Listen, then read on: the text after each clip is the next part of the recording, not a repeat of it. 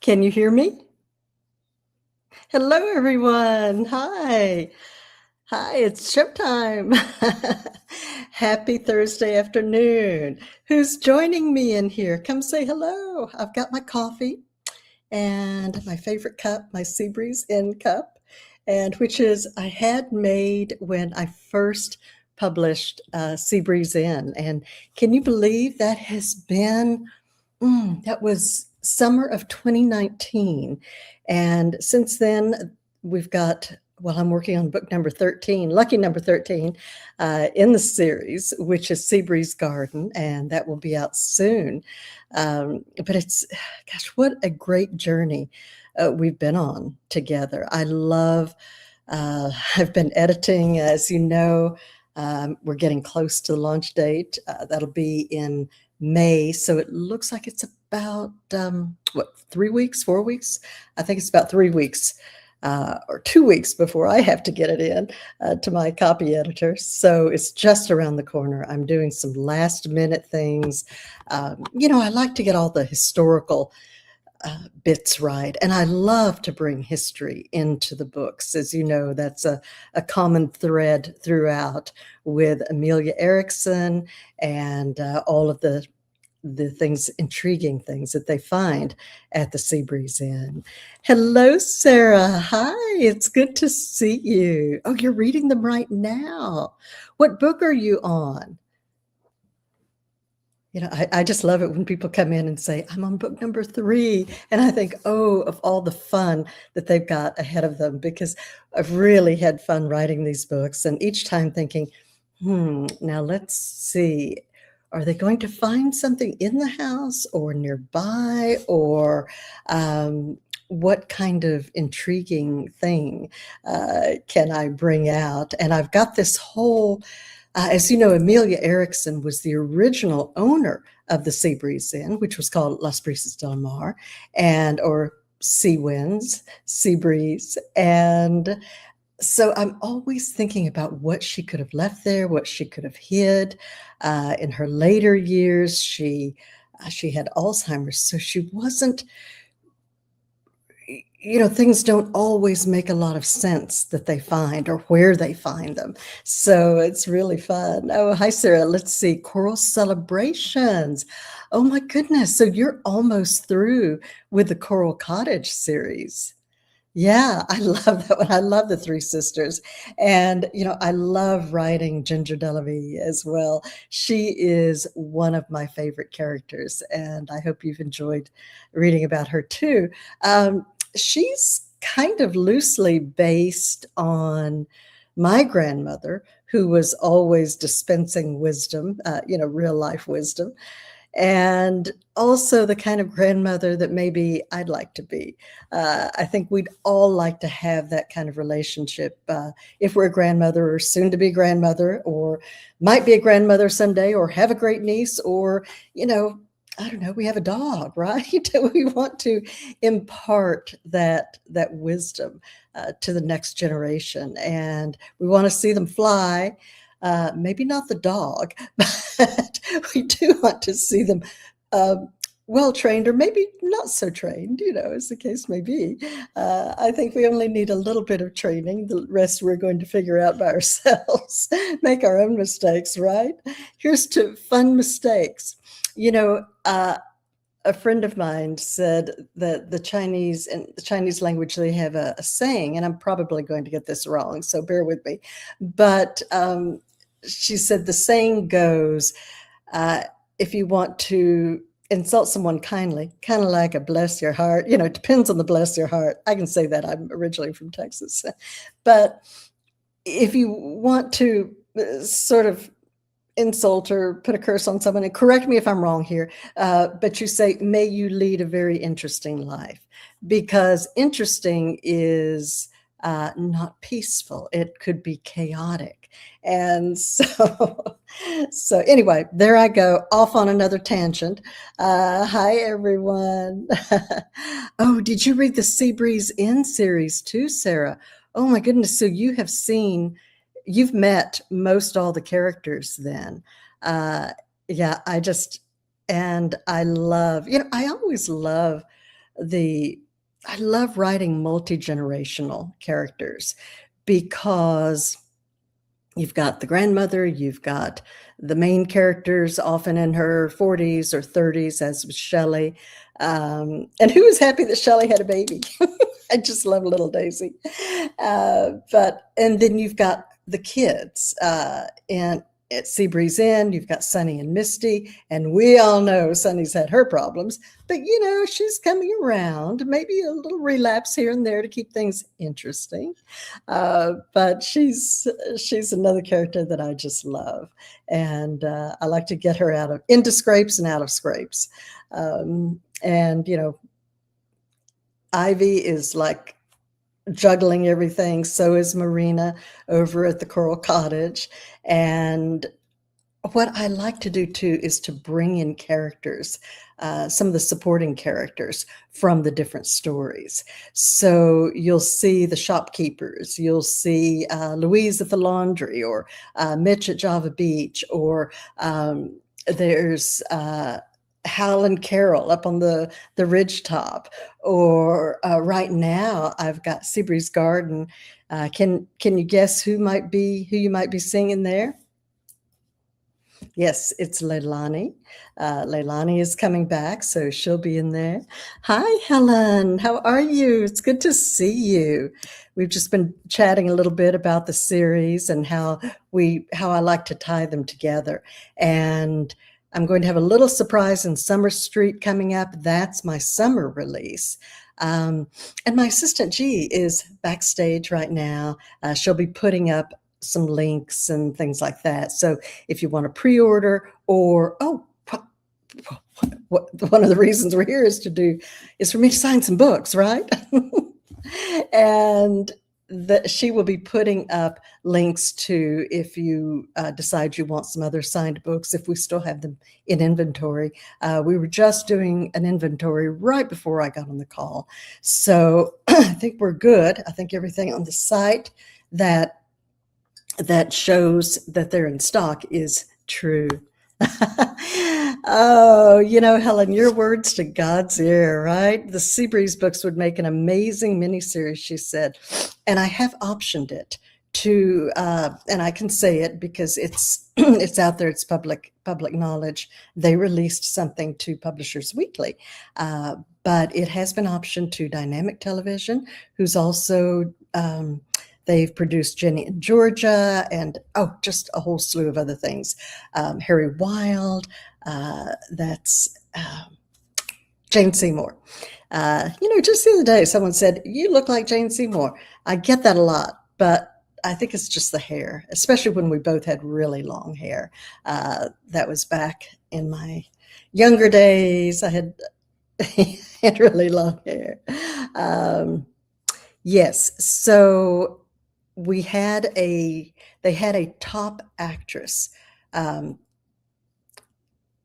committed to the series, but at the last minute, something else came up. Honestly, I don't know how anything ever gets made in Hollywood, because it's all about the timing, trying to get the right crew at the right time, and then the right talent on the screen at the right time, get the whole thing funded and financed, get it sold to either a streamer or a network. Honestly, I don't know how. It's so complicated to me. So I talked to my agent, I talked to the producer, and they say, it's in progress. These things take a long time. And I go, oh, I know. Oh, if you want another example of that, Kristen Hanna's book, the one about the two sisters in Europe, is just now coming out. And that has been, I remember that because we were both with St. Martin's Press at the time, both publishing historical fiction. And I had just come out with this one, in fact, Scent of Triumph. And I still have some remainders of this book. This was my very first book, first novel, a World War II historical about a French perfumer, female French perfumer, which was unusual for the day. But I had these in hardcover and softcover. They are first editions. And so when these are gone, they're gone. And this is a limited quantity on those. But anyway, back to Kristen Hanna. I just love her work too, and she's just a sweetheart. But she sold those film rights, and this was back in, let's see, I think it was 2012 or 2014. I'm bad with dates. I'm bad with time too. But anyway, that is my mother. That was a surprise that the publisher put this in. I'll hold it up a little more. And this was my mom in Texas at the time. And she was so stylish. I still have that cashmere suit. It's lasted all these years. When she was in her 90s, I visited her one day and decided to wear it. And she looked at it and she goes, "Oh, I really like that. No, I really like that." She didn't recognize it at first, and then she said, "Oh, that was mine." And so I still have some of her things. And she was my editor for, gosh, my first editor. She edited this for me before I sold it to St. Martin's Press. But let's see. Let me look at some of these. So, Helen, stay tuned for the series.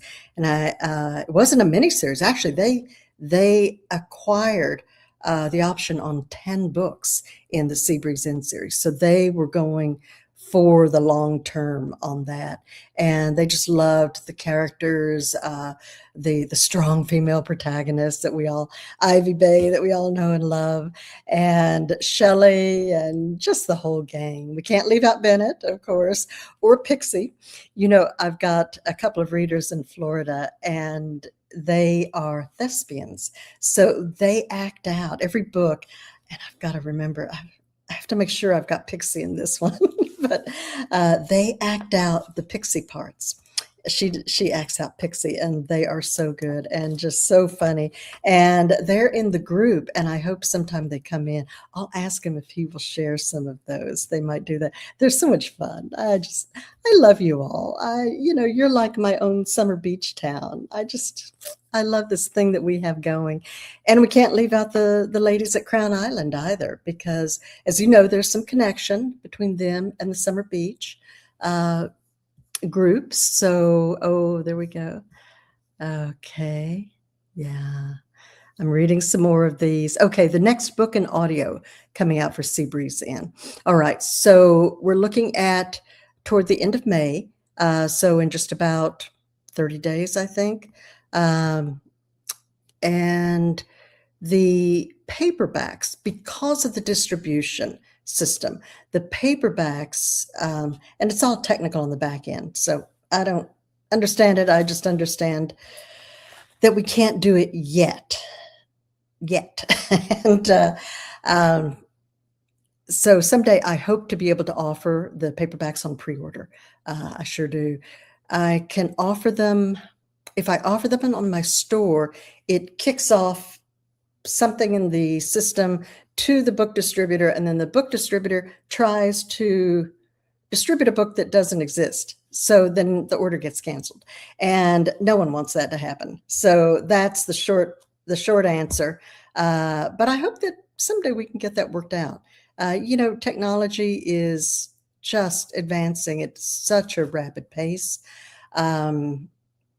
That things that we do today, we couldn't have done 15 years ago. So I'm just excited about that.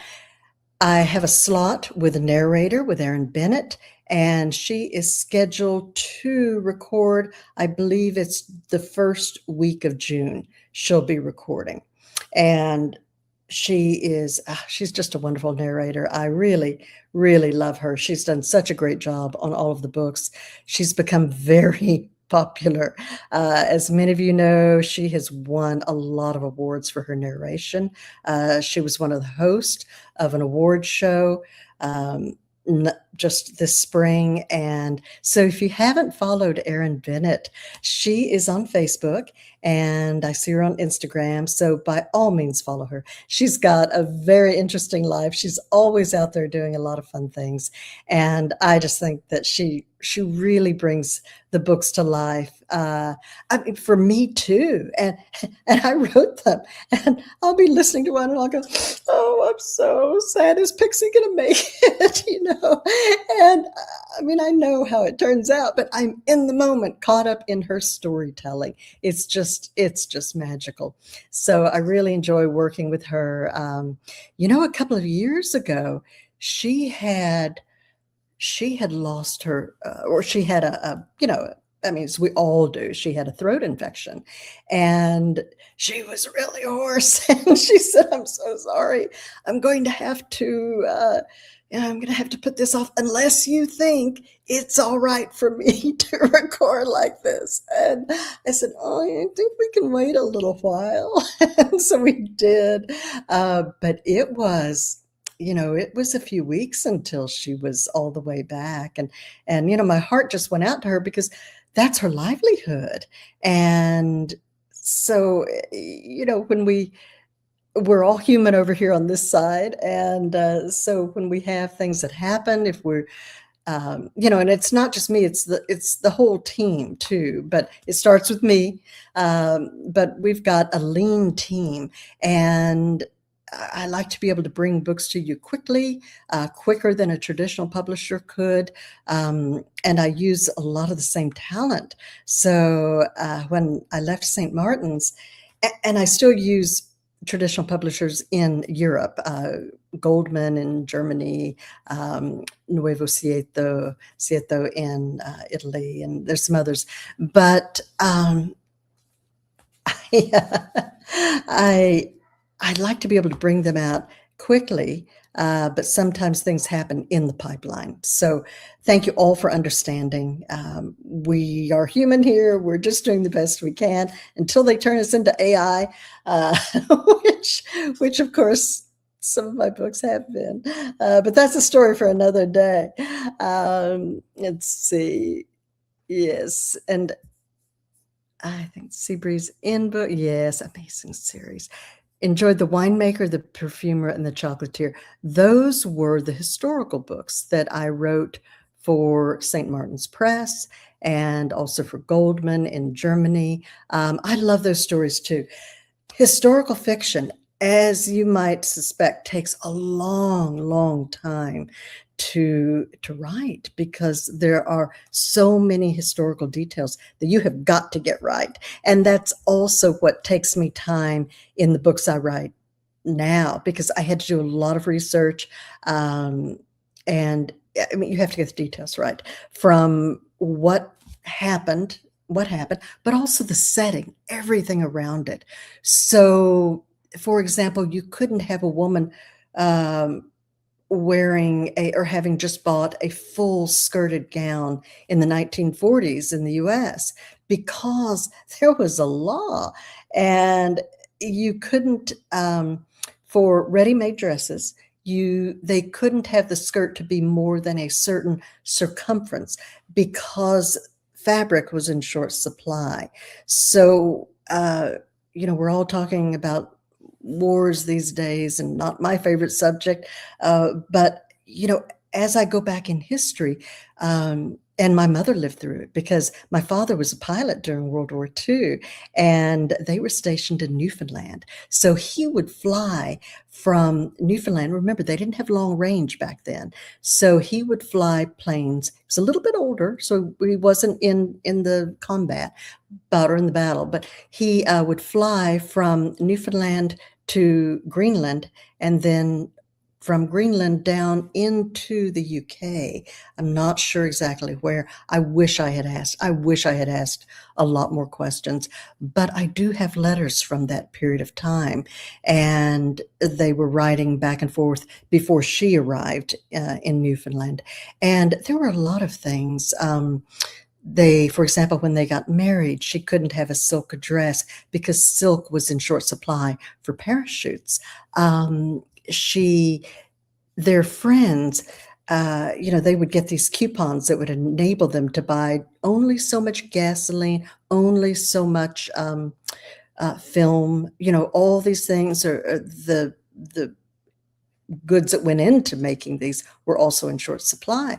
So their friends, they rounded up, donated all their coupons, or many of them, for film, so they could have wedding photos and also enough gas to take a little honeymoon.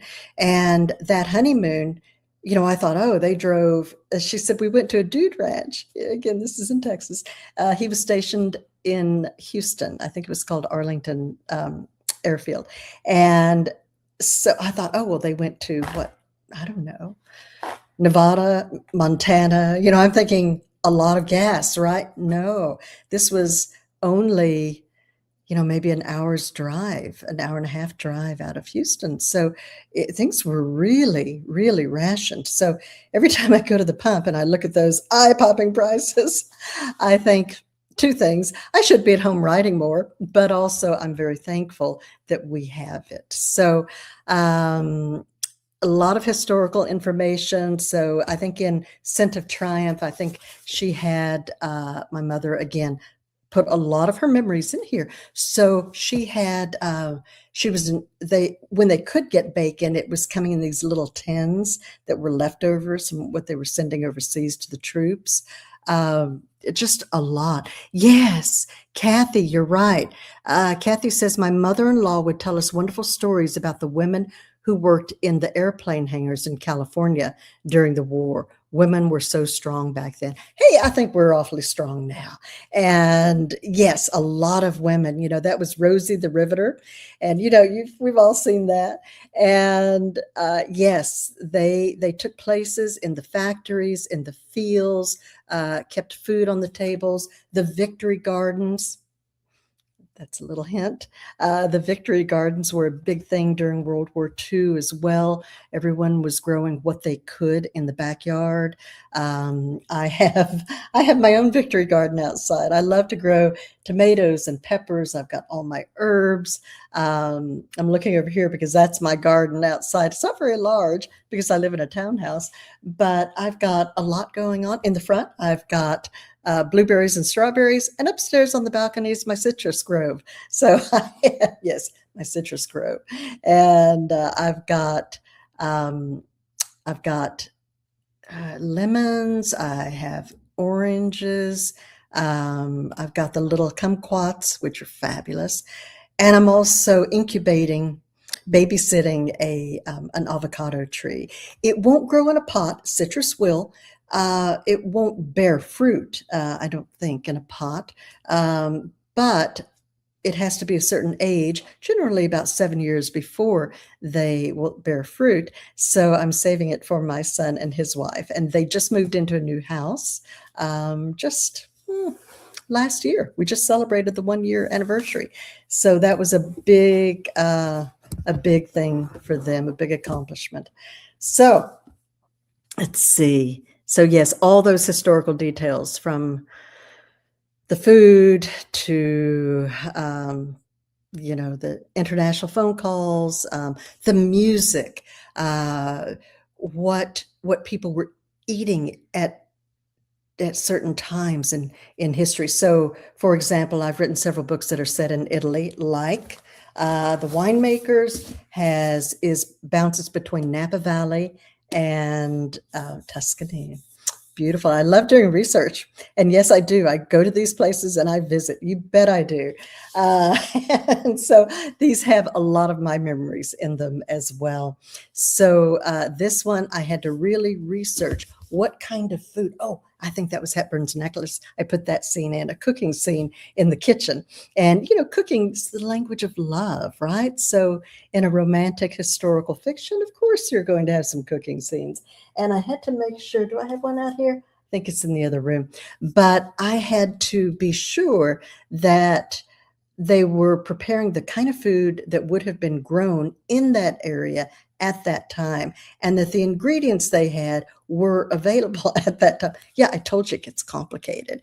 One time I had to change the ending for a book because there was an event that happened When you go to Wikipedia or, Google it, oftentimes it just says, oh, yes, that came out in 1950. And you go, okay, great, 1950, I can write that in the book. But no, you've got to make sure it came out in the right month and the right date. And, yeah, I've had to do some rewriting. So, yeah, but I love it. I love historical fiction. And it does take a long time. It usually takes me, a good year to write a historical novel. The beach books, I'm able to weave in enough history to satisfy my curiosity, and I love the thread of history. How we're connected to our ancestors, and I love that. I love that, and it also makes a good plot point. When things that occur back there, and how does it affect future generations? So I love that. Let's see, Kathy. Okay. So yes, so we've got I think we've got one Hepburn's necklace available. Kathy. Okay. So my assistant G, she put that in the link there. So you've got a link on how to order that. So I've got two sections on my website. One of them has the signed books. That's what I have on hand. That is right here in my hot little hands. And these are books that I might have ordered for a show somewhere, a book signing, or their copies, that proof copies, promotional copies. So I don't always stock them in my little townhouse. So I've got them, and when I get too many, you're the beneficiary. I'll sign them for you. But as you know, I travel a lot, so I'm not always available to ship them out. I will be available most of the summer, I think. I've got a couple of short trips going up to Seattle to see some other authors. And my next trip, big trip really, isn't until September. I go to a lot of writers' conferences, and I speak and I see my friends, and I just love, I just love this community. I love the community of readers and writers. I think that we're positive people. I think that we think about what could be. We think about ways to, we're optimistic. I think that's what we share, and that's why we read the types of books, and why I write the types of books that I do. Someone once said to me, "Oh, do all your books have happy endings?" Thinking that was an insult. And I said, "Yeah, they do. Yeah, they do, because that's, I think, what many people want, and I know it's what I want. I don't think I could write a book that didn't have an emotionally satisfying ending of some sort. Even my World War II saga, there is an emotionally satisfying ending. So, and in the series, the first three books in my Seabreeze Inn series really should be read as a series, because there are little cliffhangers. But each one, I try to have an emotionally satisfying ending. So you're not just cut off in mid-sentence and she's teetering on the cliff. Is she going to fall? That's the definition of a cliffhanger. So, yeah, Sarah. Okay. Yeah, Sarah, audiobooks, I always feel like I am right there in the story to living it. And the best narrators usually have an acting background, and they can really bring those stories to life. It's not like, Alexa, I said her name. Is she going to come on? Uh, um, I have a friend whose daughter has that name, and I think they might have had to change their little device. I won't say her name. Yes, so typically it will take about, and again, it depends on the availability of the professionals, but my audiobook narrator, Erin, will narrate the book, and then those files are passed off to a producer. So it's Erin. She has a director who's catching little things as they go along, and a producer and an editor who goes back in, adjusts the voice level. Sometimes things have to be re-recorded. Someone might drop a pen or something like that that they didn't catch on the way. But she is so highly trained. She has a beautiful voice. Erin is a performer. She is an actress. She sings. She's really a lot of fun. You should follow her. Definitely follow her. Look her up on Facebook and Instagram, and you'll see just a lot of fun. She has a fun life. I think we all do if we make our minds up to it, right? Right? At least in our minds. In our minds, we're having a blast. So let's see. Questions. Sarah, can I buy your books using the Visa Vanilla gift cards? Because I'm not allowed to have a real credit card. Oh, credit cards are double-edged swords, aren't they? But yeah, go onto the site, give it a try. If it's a Visa gift card, I think they're like a real Visa. They have a balance, but I'm like 98% sure that you can, because on the back, I've had them, and on the back there is, you've got the number, you've got the expiration or whatever. I think you can fill that in and it'll take it. So give it a try. And thank you for wanting to spend your gift money on my books. That means a lot to me. It really does. Okay, let's see. Who else? Oh, I'm so glad that you're here. What's going on in your life? Oh, Kathy. Yeah, thank you. Yeah, happy endings. Life is tough. We need happy endings. And fortunately, it's as they say, it's not over till it's over, is it? Right. So let's live every single moment. Let's just decide that we're going to be happy. Let's decide that we're going to have a happy day. And if someone gets in our way, crosses our path who's not so happy, that's all right. We can be happy in the next minute if we decide to. So that's my motto. Yeah, there you go. Okay, Sarah, good. Yeah, and let us know. So I guess we'll know if we see your order come over. So anyway, I've got some books that I'm going to sign, and I'm also going to include some of my handy dandy bookmarks, and I like to sign these as well. So I've got these. I've got some for Hepburn's necklace, and I usually just put an assortment of these in. I like to pop in a couple of extra too if you have friends or other books that need a bookmark. Oh, you have a new puppy. Ah, Sarah, what's the name of your puppy? I love to name dogs in my book. I love that. I've got Vino in the winemakers, and readers helped me name Vino.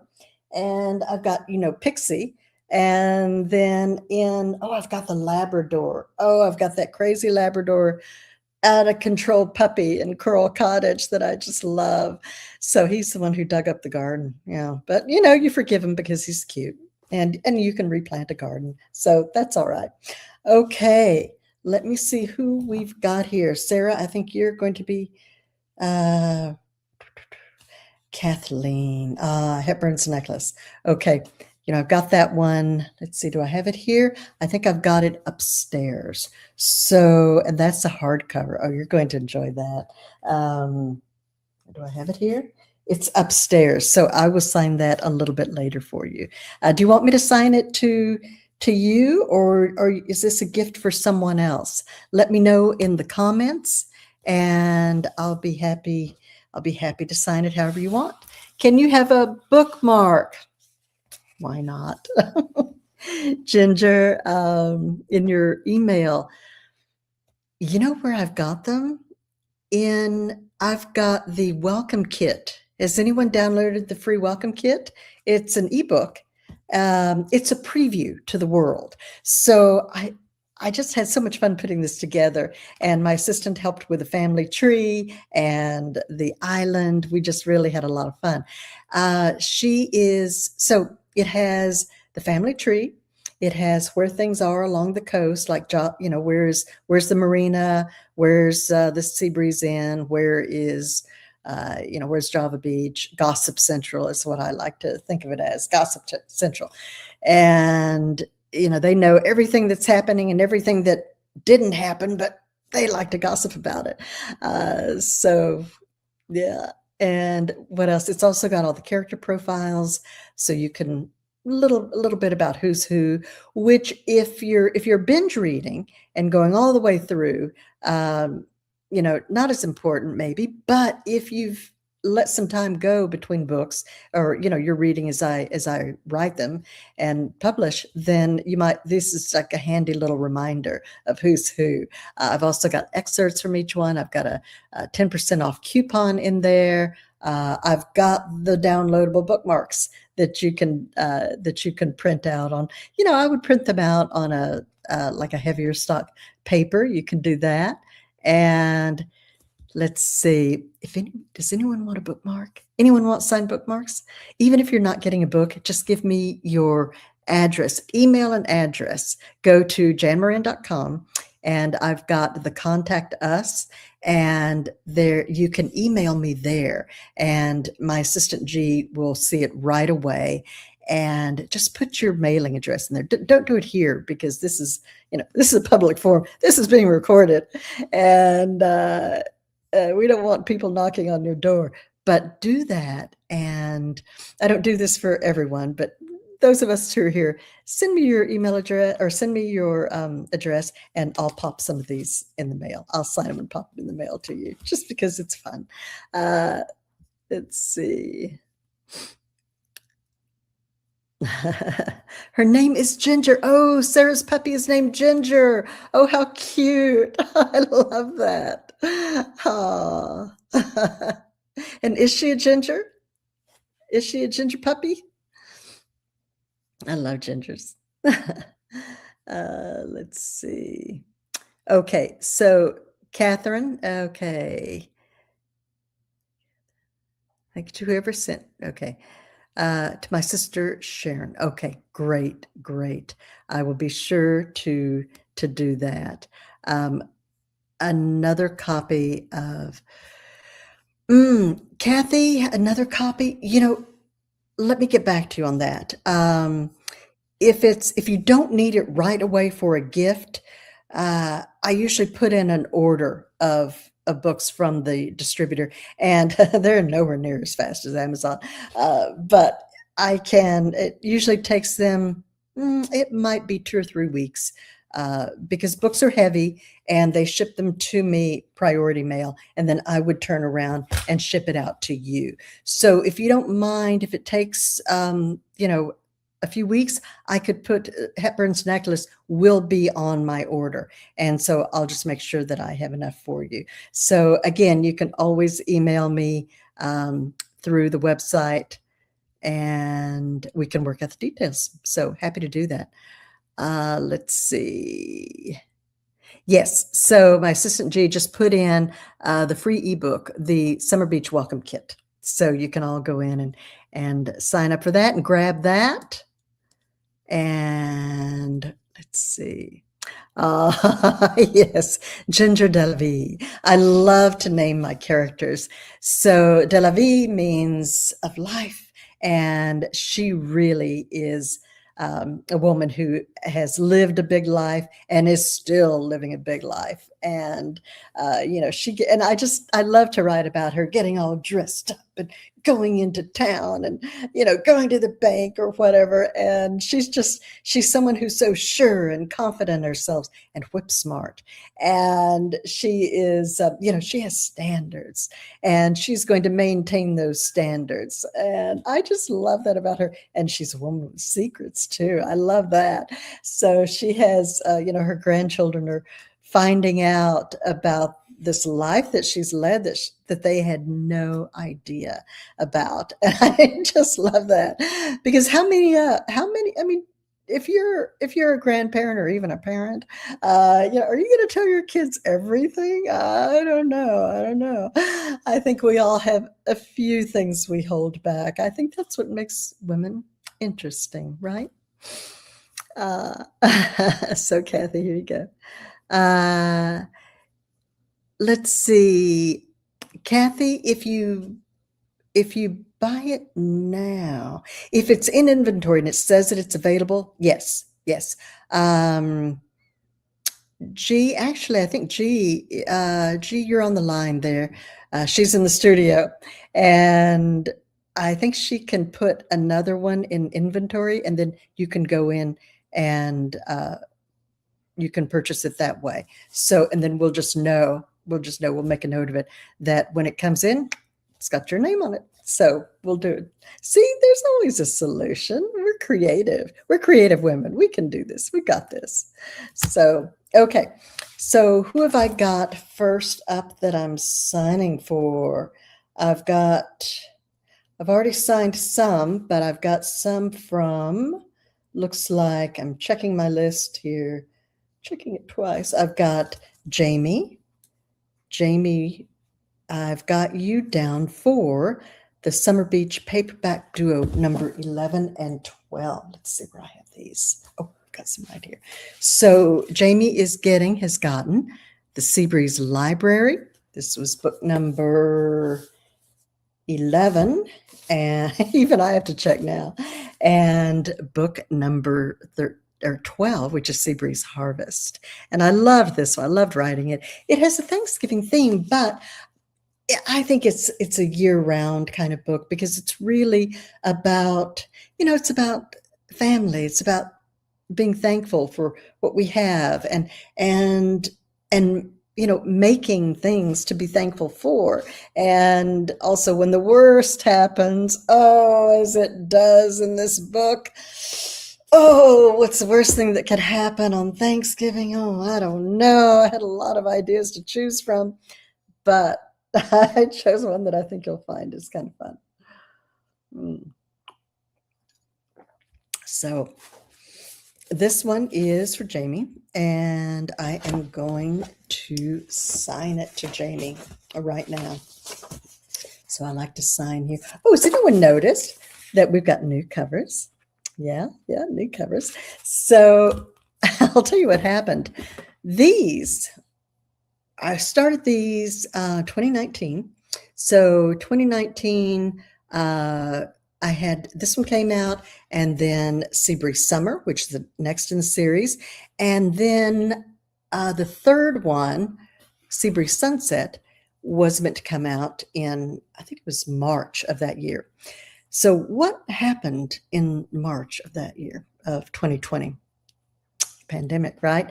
So I had planned a trilogy, 3 books. So we had these nice little, ones lined up. Here's the third one. And that was that.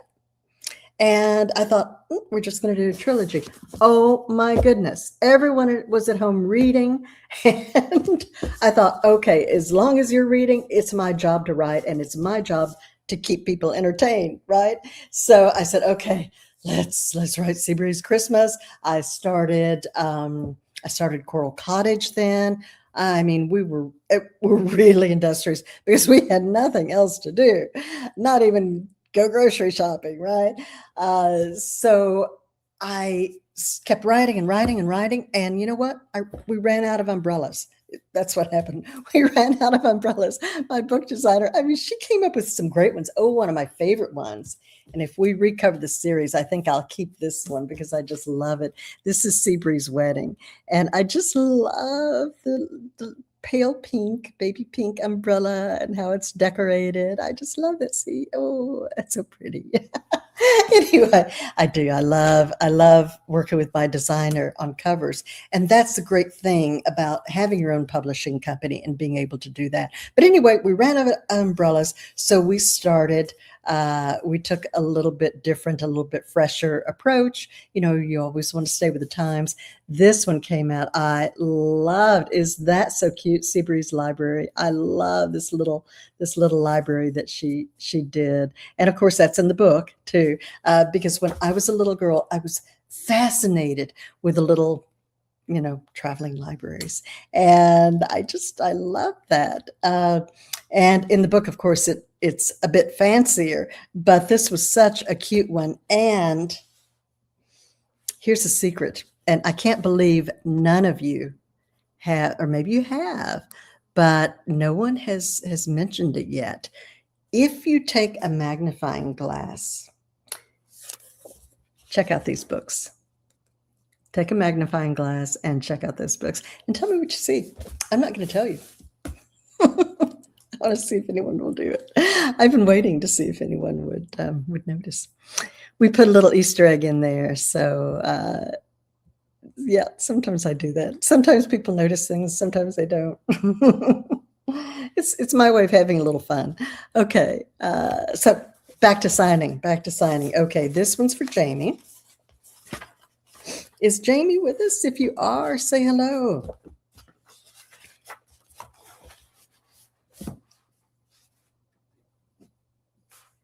This one's to Jamie. And I always like to write a little more on here with my terrible handwriting. Who else has terrible handwriting now that we don't write as much? I thought it was bad before. Oh my goodness. No, I try to show up for you guys.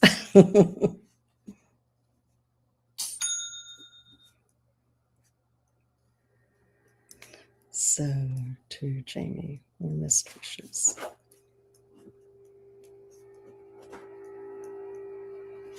There we go. There's Jamie's. So if you hear that noise in the background, it sounds like my refrigerator is taking off. So that's what that is. It's going to fly somewhere. Okay, and then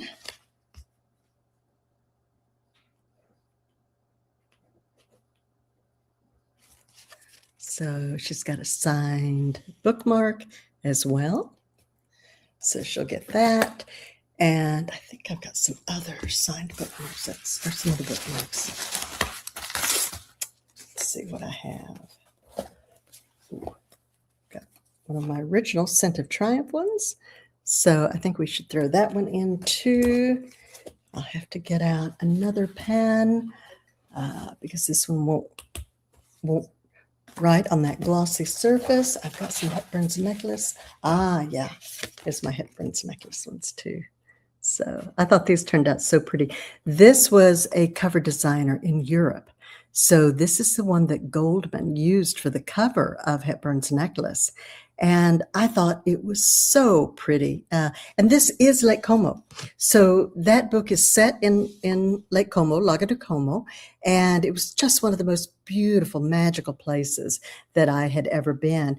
And so if you look on here, this villa in the background, that's an actual villa there in Lake Como. And they put her in this, it takes place in the 1950s. So this is, I thought, was a really nice period piece that they found. It's hard to find good artwork. And these were, these are artwork. They're not, this book was a number of years ago, so there's nothing AI about this one. So these were some of the others. And The Chocolatier was another one. I just love that. Oh, well, here I am showing you that little bitty picture when I can just pull out the book in back of me. And I love this one. This one is also, see if I can get it in the picture frame. There we go. This is also a European setting. I think it's also Italy. So anyway, it's beautiful. So I loved those so much that when I got the rights back to publish in the US, I wanted to use the same cover as the international cover. So if you've traveled and you've seen other international covers, they're not always the same because a different publisher will buy the rights and the cover doesn't go with it. So they usually create their own cover for that market. So you end up with a lot of different ones. So do I have any of my international ones? I've been published in Polish, Ukrainian, Romanian, different languages. And so they all have different covers. And the Polish cover on I think it was Scent of Triumph, which is now called The Perfumer, was drop dead gorgeous. I mean, it looked like this woman had stepped out of Dynasty. It was gorgeous, gorgeous cover. So I love, love, love the covers. Speaking of covers, Beachview Lane. This is the same cover artist, and she designs for me, but also a lot of the the traditional houses. And in fact, when I left St. Martin's Press, a little known fact is that most of the people, except for the acquiring editors and the marketing teams and so on, are often freelance. So I was able to bring along, many of the people. Aaron Bennett was one of them, and bring along the people who had worked on those books. Uh, so copy editors and so on, and it was just great to be able to maintain the same quality and as the big guys, right? As the big guys. Actually, I think we do it better. So, Kathy, so you and your sister were born in the 50s. Me too. Me too. I'm a 58 baby. uh, oh, yeah, yeah. So, Rosanna, you were in Lake Como 2 years ago. Isn't it just magical? Oh, I just loved it. I just loved it. So, I loved bringing in the scene, and that one also a lot of research. I had to make sure I got the wines right. I mean, you always have to get the wines right, and but I had to get the right wines produced in that area, produced at that time. It takes place, and that one takes place in the 1950s because it's so named after Hepburn's necklace is named for Audrey Hepburn, and it is based on Roman Holiday. So the set of Roman Holiday, it took place in Rome, actually in Rome. It wasn't a Hollywood set. It was in Rome. And the cast had a fabulous time. They had a lot of fun on it. It was Audrey Hepburn's, not her first movie, but it was her breakout film.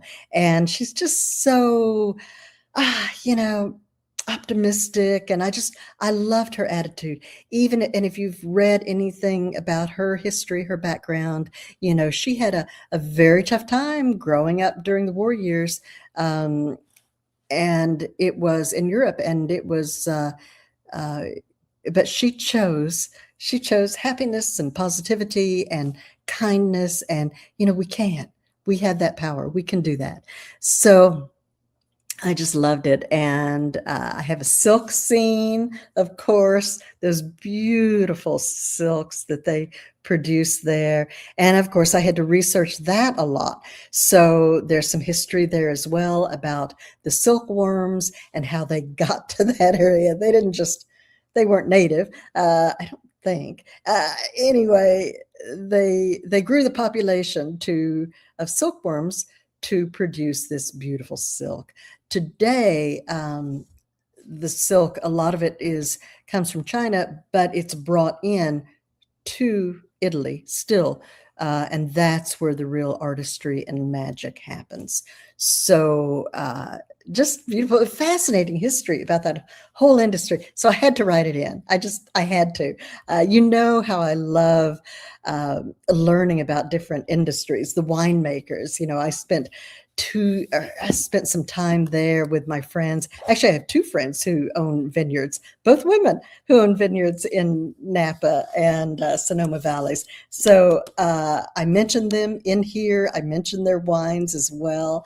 And they're just, I love people who make things, who produce things from nature or from their own creativity. I just love that. So whenever I see women doing things like that, I'm going to find a way to write them in a book. So I love that. I hope you had a great time in Lake Como, Rosanna, and I want to go back. I want to go back. I just booked a trip to Athens for next year. So I've been there before, but I'm going again. I'm meeting another group of writers, and we all get together and we, talk about what's going on, because there's a lot changing in this industry so fast. So we all keep up with each other.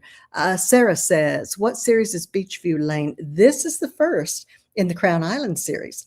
And a great, I'll tell you, I'll let you in on another secret.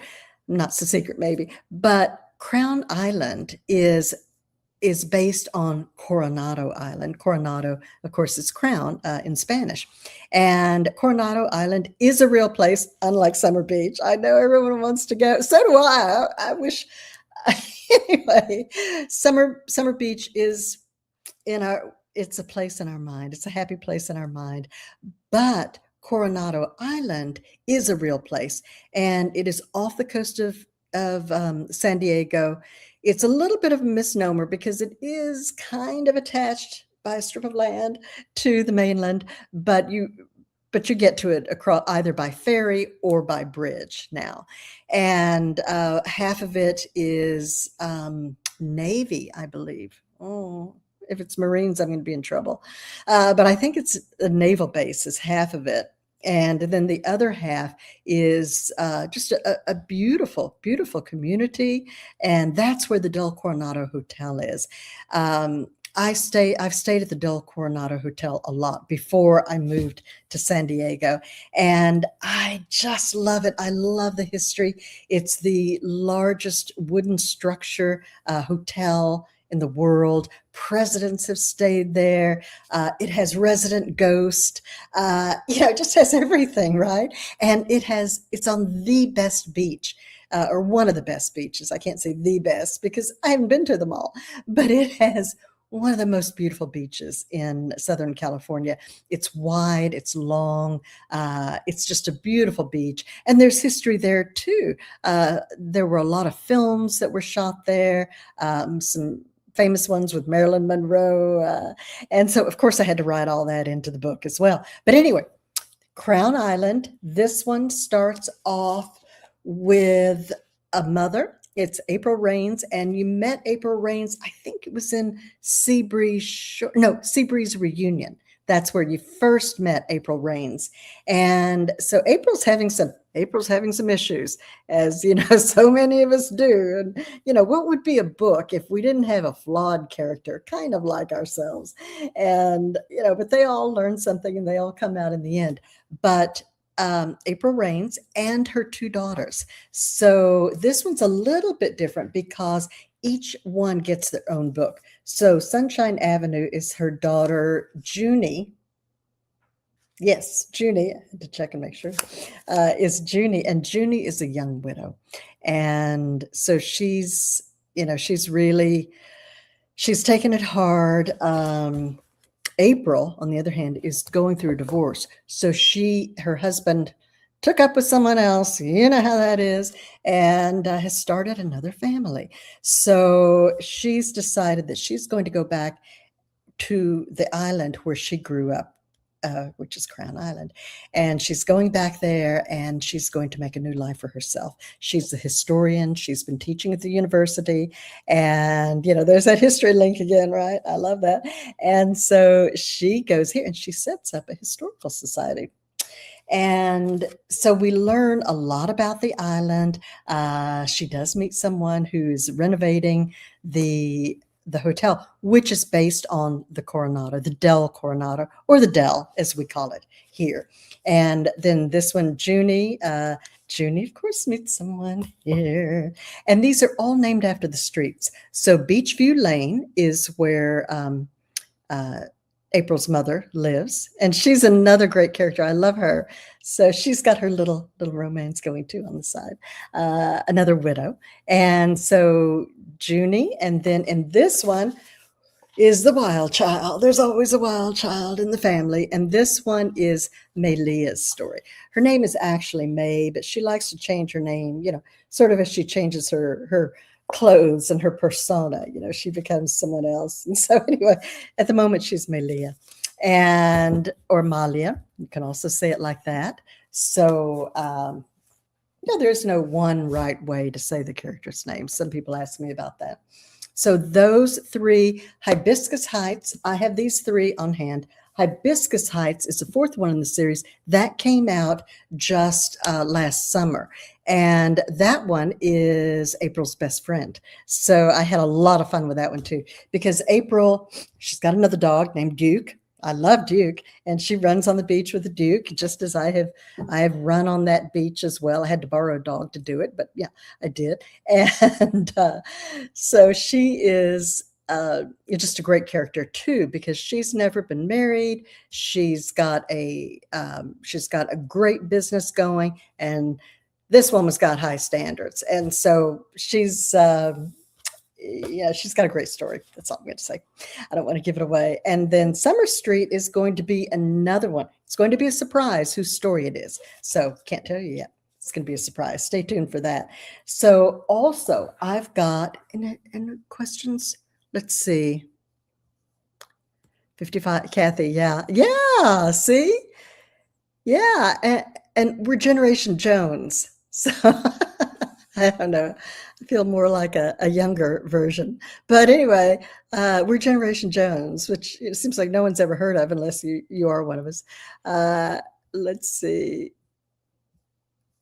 Hello from Vero Beach. Hi, Kim. Oh, it's good to see you here. I just love seeing you all here. Gosh, we should get into Zoom sometime. Would people like that? Would people like to get in a Zoom session someday? I think it'd be fun because I want to hear from all of you. And when I get in the group and I take a break and I go in and I just love to see your names. I love to see everyone popping in and saying hello and talking to each other and this is our tribe. I love this. I love this. Um, okay. Licha, am I saying that properly? See, that's why I wish we were in Zoom. Who's been the hardest character to write about and why? Oh, sometimes it's the bad guys. The ones. I had Heinrich in Scent of Triumph, or The Perfumer. Same book, different cover. When I got the rights back, I had to create another cover, and so I did. So this one, I wanted the perfumer, the winemaker, and the chocolatier. I call that my sensory collection because they're all dealing with, products that heighten the senses or dull them, maybe, as the case may be in wine. I don't know. And I think it heightens them in the moment, right? But you might feel a little dull the next day. Let's see. The Perfumer. So Heinrich was one that was a hard one to write. He was the antagonist, and he was a man who had betrayed his family. So and that one was a hard one to write. Another one that was hard to write, I guess it's the antagonist. But we need them. We need those characters in books because you want the tension. You want your character to be fighting for something, and sometimes they're fighting against. It could be circumstance. It could be weather. We've had some tornadoes in Summer Beach, haven't we? Earthquakes, right? I know those are two of the seasons. Well, not so much. It's a water spout when it's out in the ocean, and if it comes on land, then it becomes a tornado. So there's been fire. So those are some of the seasons we have in Southern California. We do actually have seasons. So, we do. We just put on little jackets and go, oh, it's winter. I know. But I did my time in Boston. I did my time in the snow, and I worked in Winnipeg. So in the winter. So, hey, I know cold, and I love to ski. So not so much anymore, but I've skied all over. But back to the hardest one, writing about, and I can't think of her name offhand, but remember the woman that Ivy's husband, Jeremy, first husband, had an affair with, and he bought the house for her, not for Ivy. Ivy didn't know anything about it. So after he died suddenly, brain aneurysm, she was, devastated. One, that the money in the 401k was gone, and her CPA tracked it and found out where it had gone, and it was his house. And so, here we've got the classic other woman that we all love to hate, right? But then I thought, okay, wait a minute. how she was hard to write, and she was complex because she was also a victim. She was a victim of Jeremy. And so maybe what she did, knowing he was married, wasn't quite right, but he also led her on. And that's why I say it was complex. Problems aren't always black and white. There's a gray area. And remember, she's younger, she's impressionable. And then she meets another man who takes advantage of her and she's trying to get the end, but but it's really him. And so she's just had a really bad run with men.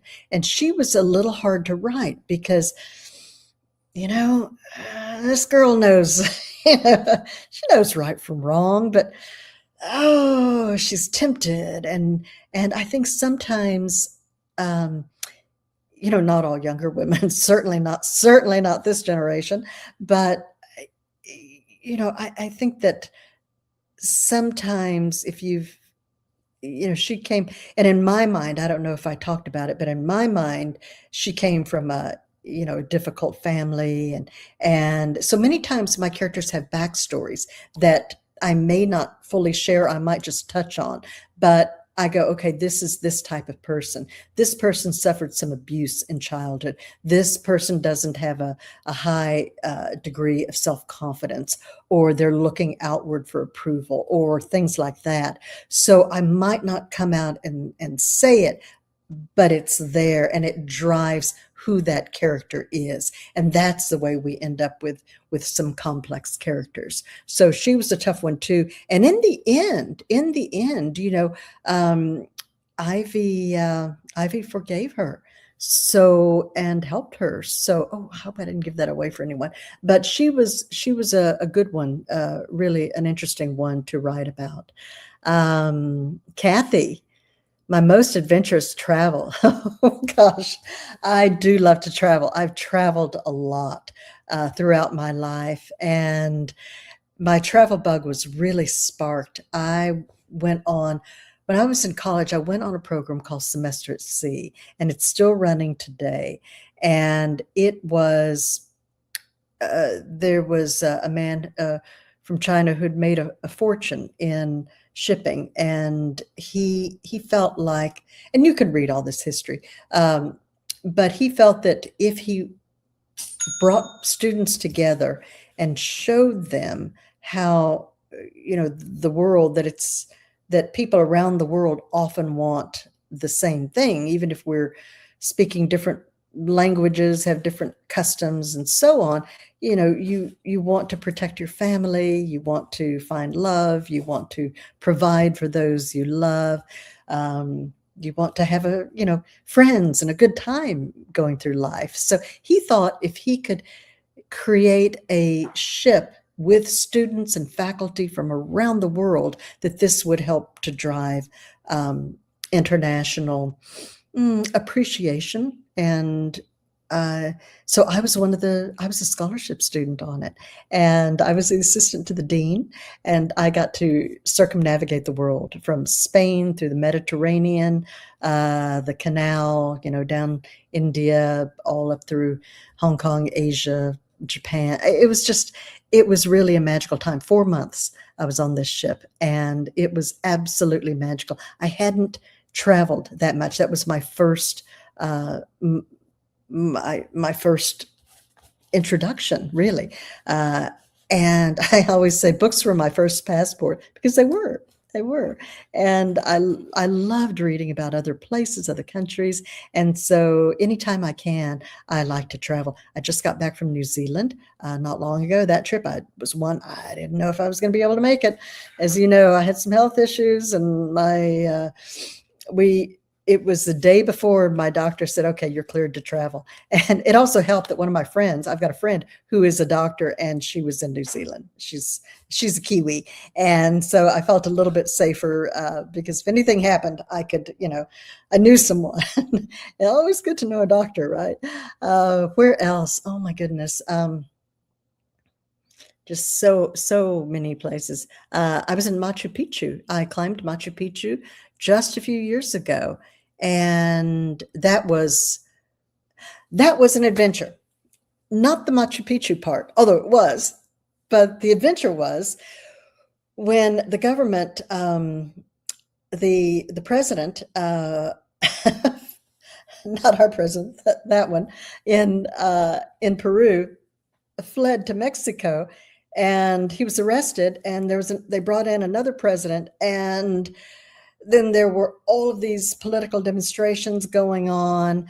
They actually closed the airports. I mean, people flooded in and took control of the airports. They blocked all the roads leading. I had just been in Machu Picchu. I was on one of the last trains out of Machu Picchu, and all of this stuff then happened that night. So we had just made it out because a lot of people got stranded, and there aren't enough. Machu Picchu, the little town there, is a very small town, and there's not enough beds for everyone because most people go and visit. They have a day trip, and we'd stayed a couple of days. I was with a group of friends, and so we'd stayed a couple of days, but we left and went to Cusco. And Cusco, this is where everything was happening. So they had closed, the streets. There were no routes out of town. You couldn't fly out. They sabotaged the train tracks. They put big boulders and on the tracks, and the trains couldn't get through. So everyone who was there in the little town at the base of Machu Picchu was stranded. We were also stranded in Cusco. And I go down for coffee, and I see that the front door the glass doors have been barricaded. We've got, wood over the windows, and there is a lock. I'm not talking about, just a little lock on. They didn't just lock the front door. They had this massive chain wrapped around the handles and big old giant lock, and they've got guards standing there. No one's going in and no one's coming out. And so we were there for almost a week, unable to get out.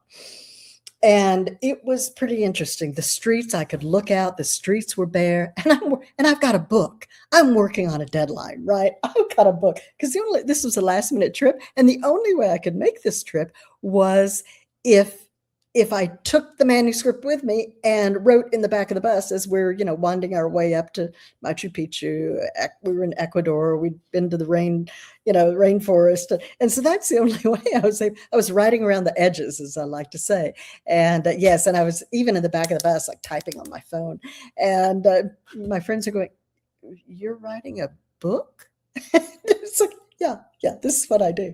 And so we were there, and my friend who's in another room, he records we start hearing gunshots, and we can see fire in the mountains. And I'm going, oh, this might not end well. And so, and then I turn on the news, and I can see, burn the hotels in Spanish, but I might not have translated that to some of my friends. It's one I didn't want to worry. So anyway, but he sends it to a friend of his, and he goes, "Okay, these are pistols, and that's probably, the resistance." And then we can hear automatic weapons, and that's probably the military answering them or whatever. So I'm listening to all this, and I think, well, that's a good time probably to move away from the windows. So now I'm in the center of the hotel and still writing away. And the hotel was fabulous. It was the Hilton in Cusco. And they had, they continued feeding us. I didn't know how much food they had available, but they continued. They brought their chef out who's doing demonstrations, and all of the employees stayed in the hotel. They did not leave because that was probably safer than, that you couldn't go out on the street, because if you went out on the street, if you were working, like taxi drivers, they would stop and pull them out of the car and beat them. And so, we were really, really on lockdown. This made COVID look like a walk in the park. And we were all prepared to leave at any time. So I had a little go bag. And when I say a go bag, I'm talking about like a little go bag. And because, you're not going to be carrying a big old bag if if the helicopter is rescuing you off the roof. Just saying. And so, yeah, that was an adventure. That was an unexpected adventure. And then when they were trying to get us out, Kathy, was even more interesting because we couldn't just all go at one time. So once the airport opened, they were madly, booking people, trying to rebook to get them out. And the flights to the US were just full, full, full. So I got into, the main airport and think of it. But anyway, I got there, and then some friends, another friend had gotten there the night before, and we were all just kind of waiting till we all were able to be a group again. We couldn't get out. There were a couple of us that just couldn't get flights. So instead, we thought, okay, if you can't go north, let's go south. So we went to Chile. And we went, as long as we're in the neighborhood, right? It's so close. Why miss this opportunity? Oh my goodness. That was one of the most magical few days that we spent there. And it became, I worked that into, I always like to use, what I learn when I travel. And there was an area, we went to Santiago, and there was an area called Valparaiso. I hope I'm pronouncing that correctly. I don't know if I am, but that was magical. There, the hillside, and it's historical protected. Was it UNESCO? Anyway, there's this hillside, and it reminds me a little bit of Laguna Beach, and how all of the houses just come down, they're built on the hillside, and you see them all coming down toward the ocean, and they're all different colors, and they've got artwork, and it's it's an artist colony. It's gorgeous. And so that inspired me to make Crown Island an artist colony. So you've got a lot of art, you've got a lot of colorful things that goes into the story as well. And when we were designing the book covers, I said to my book designer, I said, we need to have this house be pink. Because this is the color that the grandmother has painted her house. Everyone on the island likes to paint their homes different colors. And then down the block, there is a white monstrosity right there. And this person just doesn't care. So, and who is he? He's going to be the love interest. So that inspired me to make this an artist colony, and each one of them, Orange Blossom Way, here's an orange house on Sunshine Avenue. Junie gets a yellow house. She splashes this one with yellow. And so I just have a lot of fun with that. I love to weave in meaning behind things. So that's my travel. So New Zealand, I was in Rotorua, which was a beautiful, beautiful area. And I did some research there. I've got a New Zealand story that I really want to write. It's a historical. It's going to take some time, but I am fascinated. It's been inspired by a good friend, and wow. Wow, it's a story. So, like many books, they might be inspired by something, but, as writers, we're taking it, it's got to come to a satisfying conclusion. So, it's not going to be based exactly on real life, but influenced by it. And let's see, Sarah. Thank you, Sarah. Okay, she's taking off, or I guess she's already gone. But yeah, just love it. Just love it. I'm so glad that you can join me for whatever time you have, really. Rosanna River Cruise, Rosanna Navy. Thank you. Yeah, Crown Island Coronado Island is gorgeous. Oh, Kathy, I'm so glad you liked Crown Island. Yeah, I'm really having fun. It's nice. It's fun writing about a fresh area. I like that. But, we all love going back to Summer Beach too. Licha. Thank you. The Perfumer. Yes. The Perfumer I wrote started that book while I was working in the perfume industry. I created a touchscreen for Sephora and duty-free stores. And of course, they're all around the world. Amazing travel. Took me to Hong Kong and, of course, Paris, Toronto, New York, all over. Just really loved doing that and spreading, again, spreading that joy and appreciation of beauty. A writer's class. Oh goodness, I have Kim. I can give you a couple of ideas. I have taught some classes at writers' conferences. I think there have been a couple that have been recorded.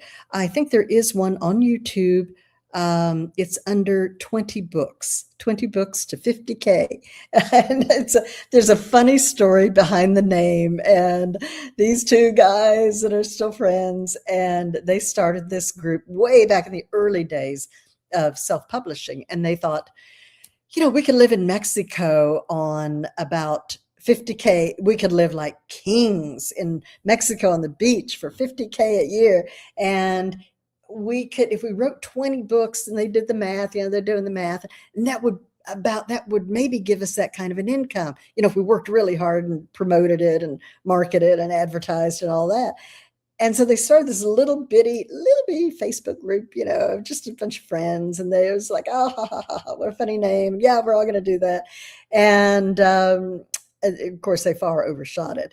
But they started putting on, they were nonprofit, and they started putting on this conference in Las Vegas, which is close to me. So I have spoken at a couple of them. And I've spoken on women's fiction. I think I did that one. I know I did that one in Spain as well. Women's fiction, the difference between women's fiction and romance. And I like to put a little romance in my books, but the woman's journey is the main thing for me. I am very, very pro my protagonist. I want her to live the life, to find what she's looking for. And if love is a part of that, maybe it's unexpected. He's not going to come save her. She's going to save herself. Thank you very much. But she's going to, because they're smart women, right? Hey, we can do this. We've got this. But I also love to put in a nice relationship too, and a loving relationship. So I don't think I could write dark romance. I know that's a trope. Personally, I couldn't write it. But yeah, so Kim, you might look on YouTube and just look up 20 books to 50K, Jan Moran, and maybe you'll see one of my talks. Yeah, Kathy, a lot of the characters I've got great friends, and in fact, this series, which I'm going to sign, I really am. I'm going to sign this for, let's see, someone has bought the whole series for me to sign. I don't know if you're on here, and I do see some orders coming in right now. That's what that little ding is in the background. So thank you. If you're in there shopping for whatever I've got left in inventory, then thank you very much. I will get to them. So Ginger Marshall. So Ginger, I will be signing all of these for you. And these stories, when I first moved to LA, I had a great group of friends. I lived in Beverly Hills. I ended up there. It was right after graduate school. And I wanted my son to be in a very good school. And I couldn't afford private school. I had student loans. I just didn't have it. So I thought, well, if I move into a nice neighborhood with a good school system, then that'll work. That'll be like, the closest I can get to a private school. I wanted him to have a good education. So that's how I ended up in Beverly Hills. So for those of you who don't know, yes, Beverly Hills has some big estates but the city, and it's only about 5 miles, about a 5-mile wide, roughly, area within Los Angeles. But yes, they have Rodeo Drive there, and they have all, the Gucci and the Van Cleef and Arpels, and they've got all that.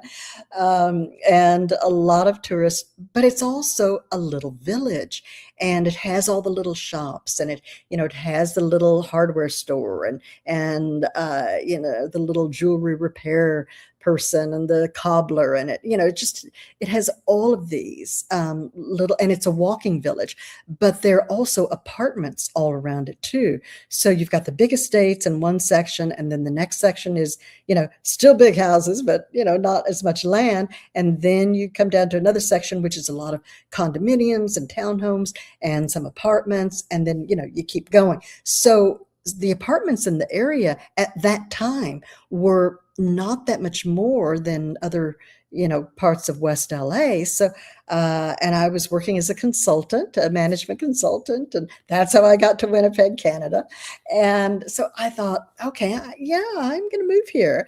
And I had a friend from school whose family lived there. And so I found a little apartment, and, the rest is history. But I met some of my best friends, even to this day, who were living there. And, we all had dreams, and we were all just starting out and making our way. And many people were in the arts. So one of my best friends was an interior designer. Another one was a jeweler.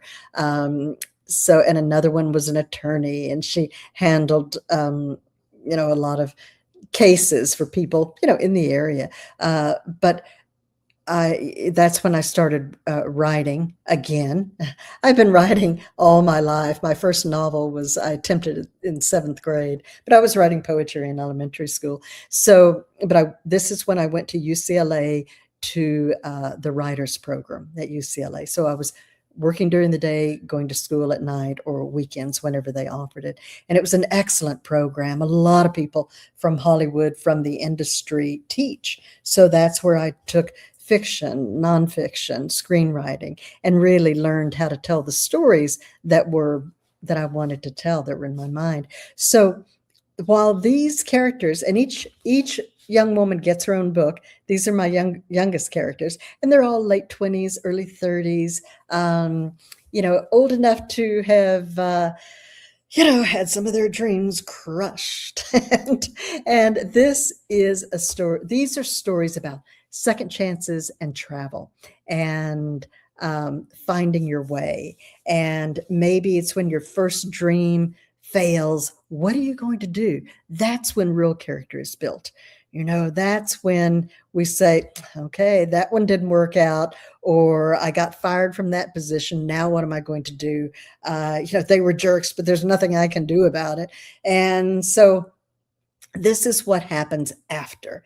And this also is the value of good friends. So while these are loosely based, I shouldn't say loosely based, they were inspired. My friends inspired this, and it was the camaraderie that we shared, and that's what really inspired this. So a friend of mine, a guy, read these, and I do have a lot of male readers too. I'm always surprised, but I do have quite a few. And he said, "Wow," he said, "you even got the right turns down. As you're driving through Beverly Hills." I went, yeah, well, I know the town. And so that was a lot of fun. But in each one, they go somewhere. So this one, she goes to Paris, little Eiffel Tower on the front over here. And they're all in the beautiful businesses. Beauty Mark is the second one, and she's the licensing attorney. Again, my friend was an attorney, but this one's a licensing attorney. So she's the one doing the deals for all of her friends. This one, Verena, named after one of my great whatever grandparents from Switzerland. She has just inherited her family, or not just. She's been running her mother and father's, the skincare salon that they had been running in Beverly Hills for a long time. And that was actually based on one that was there for a long time. Aida Dibiant. I don't think I'm remembering the name quite correctly. But anyway, Runway, one of them is a young fashion designer. And I love this one. This one was a lot of fun. This one takes you to Spain, one of my favorite countries. And this one takes you to Ireland, another one of my favorite countries. And Essence, a lot of my perfume history is here. And this one takes you to, this one will take you to the south of France, to Malta, to Provence. This one's really fascinating. I love the story in this one. I love the story. It's about a French perfumer and a Formula One race car driver. And I had my son is a Formula One enthusiast, and so I got the details right from him. And Sparkle Style, oh, Style's over there. I can't reach it. Sparkle is also about a jeweler, Elena. And so if you've been reading Summer Beach and Coral Cottage, and it's actually I think more in Summer Beach, it's the Seabreeze Inn series. You notice that one of their cousins is named, or one of their anyway, Elena. Elena is the jeweler. Whenever anyone's getting married and they're looking for a ring, Elena. So that's her book. And that's a fascinating one. It starts on the red carpet in Beverly Hills, one of the award shows. And it starts off with a heist. So, and it goes on from there. You know how they stars borrow jewels. Oh, what are you going to do? What are you going to do? So, and this one takes you to Sydney, Australia, another favorite place. And then Style takes you to Copenhagen, to New York Fashion Week, and Mammoth Lakes, California, some of the best skiing in California. So I told you I like to ski. So this was my first series. And in the last book, in Style, you meet Honey. And who's Honey? Honey is Ivy's eldest sister. So that's how it works in. I told you I put in a lot of little Easter eggs and connect the dots. So if you've read them all, yeah. So Catherine, hi. Yeah. Thank you, Catherine. I appreciate your patience. I really do. We work hard to make the very best books for you. And if I don't feel like they're ready, I'm going to put a little more work into it. And that's what I'm doing right now. Again, I had that, kind of close call a little earlier, and they put me on some antibiotics. I'll tell you, those things are strong, and I've got a lot of energy, but oh my goodness, they really hit me. I mean, I had to have a long nap every day. They just drained my energy. Thank goodness they killed the bad stuff, right? But whoa, I think they got some of the good stuff too. So I'm rebuilding that. Oh, thank goodness for coffee, keeps me going. Yeah, Alicia. Yeah, so some of these, I might not have I'll have a story in mind, or I'll go through something and I'll go, I could write about this, but maybe I'll set this somewhere else. But I know the feelings of having been through, like that adventure I shared with you in Peru.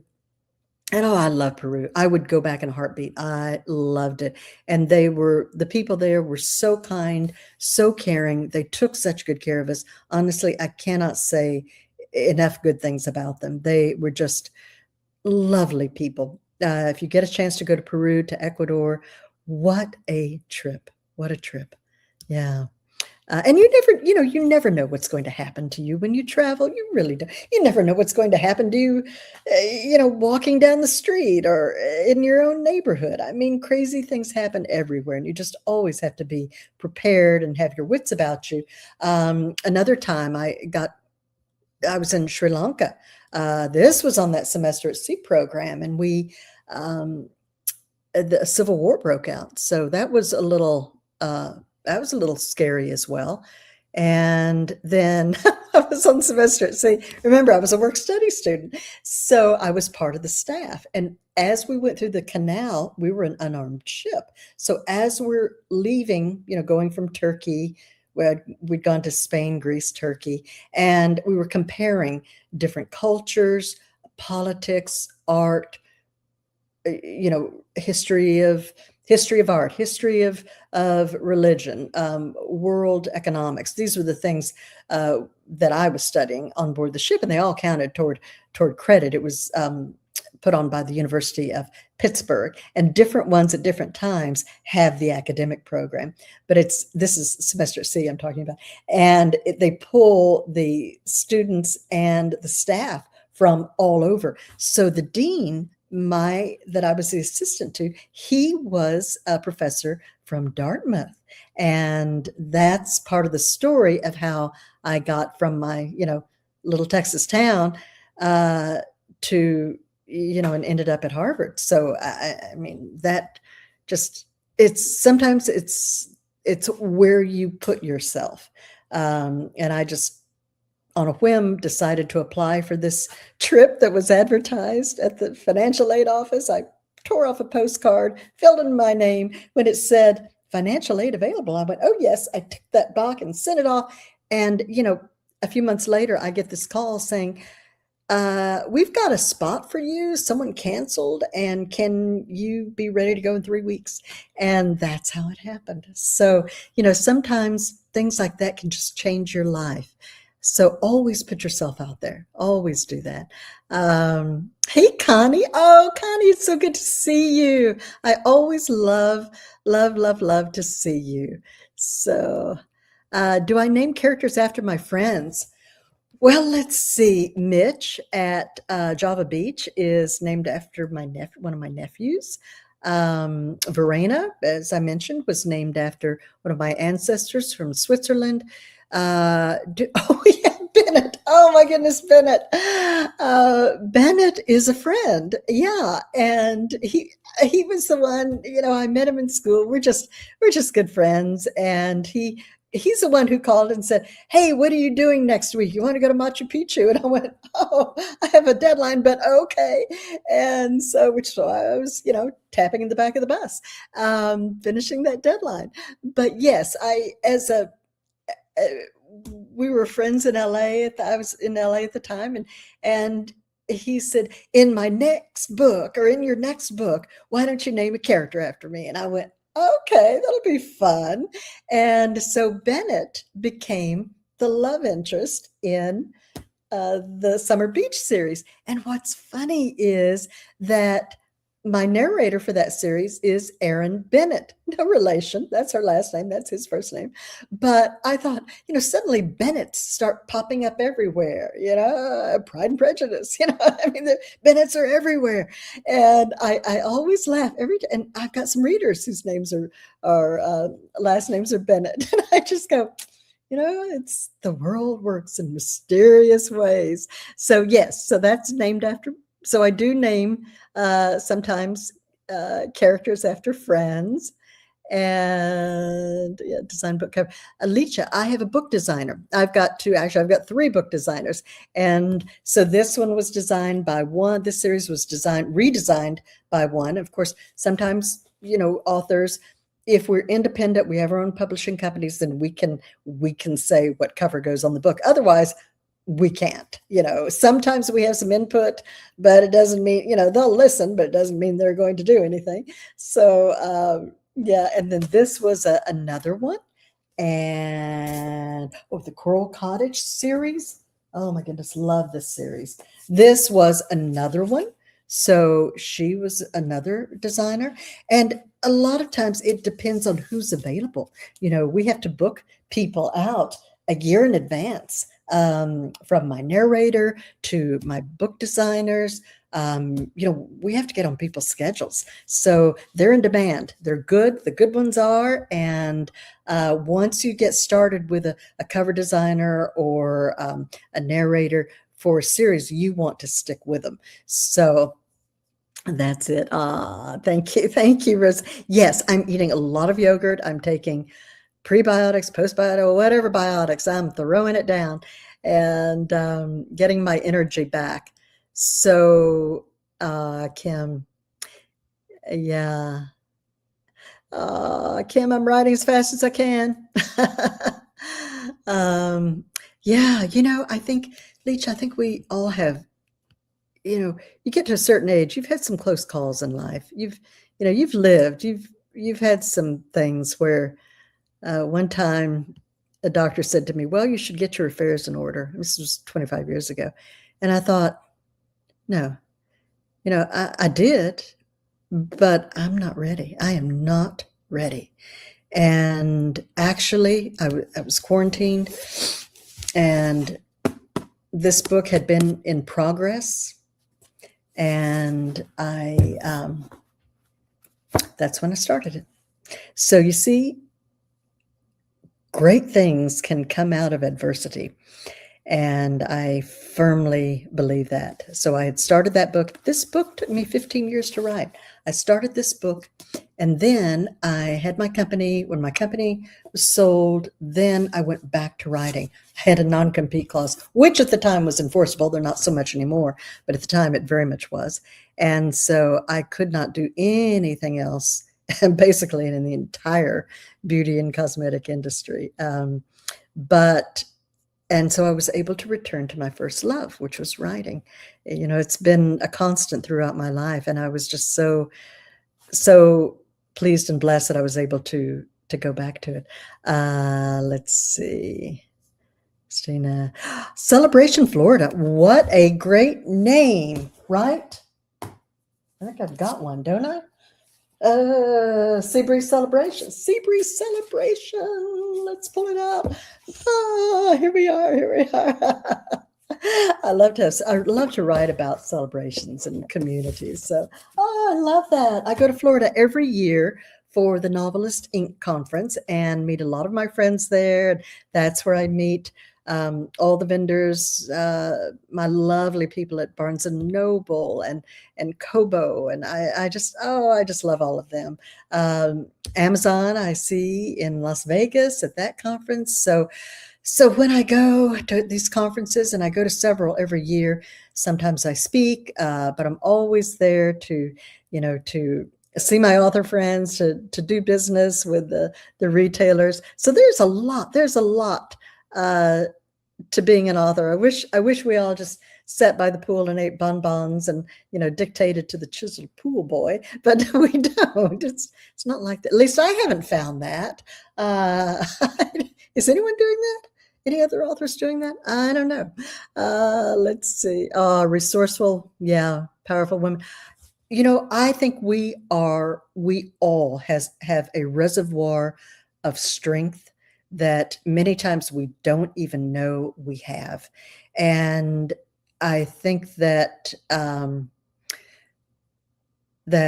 Kim, 2 years I left. I had to hurry out, cut the visit short because of hurricanes. So, those were devastating. And the people I know there, some lost their homes, some lost, they're built up. They lost the first level.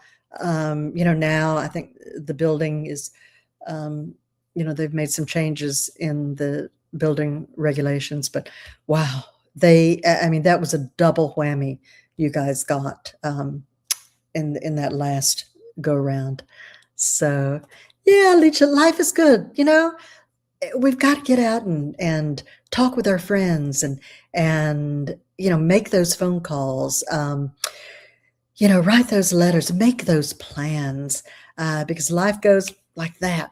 And if we're not doing the things we want, we'll regret it someday. So we just want to make those memories, have fun, do good, be kind. These are the things that I try to live by. And these are the kind of books I like to write. So let me take a look real quick. Wow, time flies, doesn't it? Time flies when you're having fun and talking to good friends. So this one, I'm going to write, let's see, Ginger just wanted me just to sign it. So I'm going to say,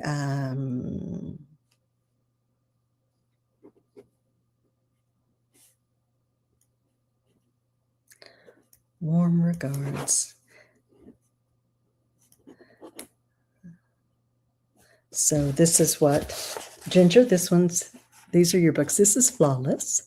And so I didn't put your name in it because I think you're going to use these for gifts. So it's one thing I like to have I have a gift closet. It's just not the whole closet. It's just a couple of shelves. And I'll put in there, if I see things that I think, oh, that would be perfect for that person, or I know her birthday is coming up, or, Christmas, Mother's Day, whatever, housewarming gifts. I love, how many bottles of wine can you give, right? So I like to have things that are a little bit different. And, having signed copies of gifts. My friend has bought a lot of these, and she said, "This and a bottle of wine is a great hostess gift." Now, thank you. And so it's always nice to, just have a few. I'll do blind signatures like that, so she can give that to whoever she wants. So, yay! Who's joined us? Joanna, hi from Arizona. Take me away like the old Calhoun commercials. Oh, I remember those. The woman in the it was a clawfoot bathtub, I think. At least that's how I remember it. And all the Calgon bubbles, how much product did they have to put in that water to make those bubbles? Oh, I tell you. And that was just, and she's having the best time in that bathtub. So yeah, sometimes when life is rough, I take to my bathtub. I light those candles. I pour that glass of wine. I crank up the music, and yeah, the bathtub is my happy place. And if I check into a hotel that doesn't have a bathtub, I'm calling them up. I'm saying, "Hey, can I get a room with a bathtub?" I request it beforehand, but I know, and so many of them are, showers. Hey, I like showers too, but I like to. I like to read in the bathtub. I can't lie. Some of my best ideas are in the bathtub. And let's see, who else do we have? I've done some other pre-signing. Terry, I'll be signing that one, Crown Island. You've got the trio. Thank you very much. So we've got, this one is Crown Island for Terry, and Beachview Lane, and this one you want personalized, I believe. Yes. G is saying we got an email from Terry. So thank you, Terry, for clearing that up. If you buy books, the signed books, and what I'm going to do is to leave them on, since I'm going to be here most of the time. I mean, I'll be popping out for the weekends sometimes, but I'm going to be here for a few months, unless I get a call from Bennett again and he wants to go somewhere. But he's my traveling friend for sure. He's on the go a lot. So yeah, he's good friend and loves the adventure. Oh, he's got more adventure than I do. But let's see, Terry. This one is to Terry.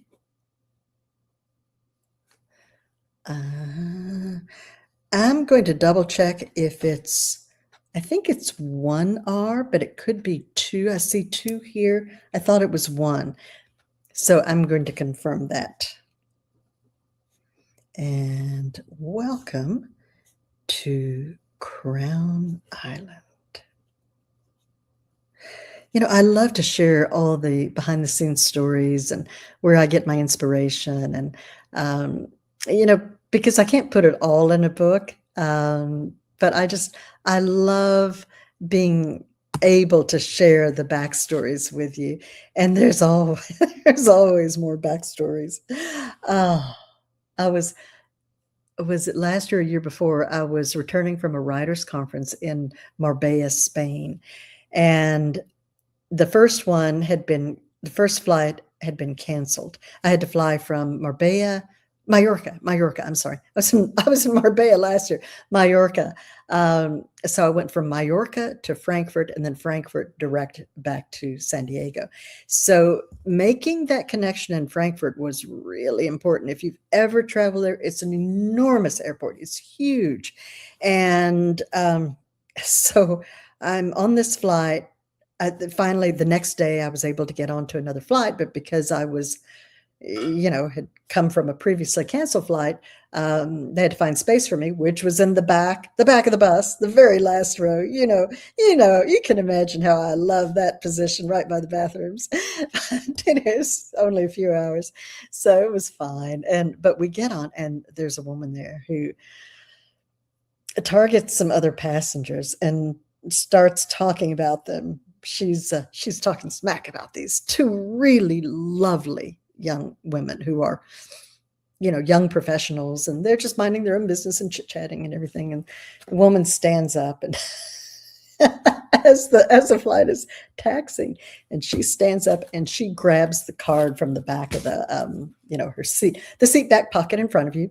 See, I've got it all memorized. And she goes, "Do you know all this? Are you reading? Have you got this memorized?"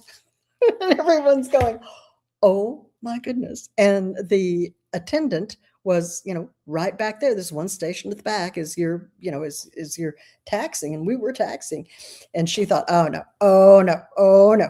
She picks up the phone, and this woman is standing in the aisle, as if she's a flight attendant. She's standing in the aisle, talking to these other two women and, asking, "Do you have this memorized? Listen, listen." And they were talking softly. I was sitting right in back of them. I couldn't even hear them. This woman was, on the other aisle.